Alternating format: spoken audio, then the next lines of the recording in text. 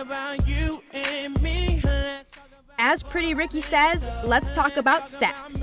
But more importantly, let's talk about safe sex.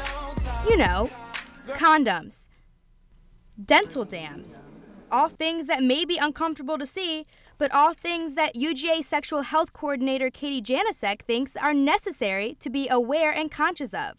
You know, as humans, we're used to routine.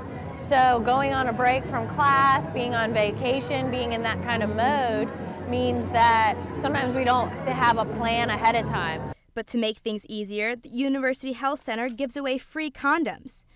Student groups also go to Tate Plaza each month and distribute packets of protection. Today's theme is Have a Safe Spring Break. Stephanie Brownson, a member of the student group Suga, says spring break is a popular time to engage in sexual activity. A lot of people that go on spring break think, you know, it's a time to let loose, go wild, and like they feel invincible, like nothing really is going to happen to them. But they can get STIs, you can get pregnant.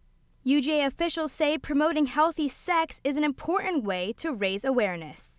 I'm wearing this dress made out of condoms that was worn in the UGA fashion show called Project Condom, which is one way UGA gets the word out on promoting safe sex. So this spring break, be a healthy dog. I'm Erin Cohen, reporting from Athens, Grady News Source.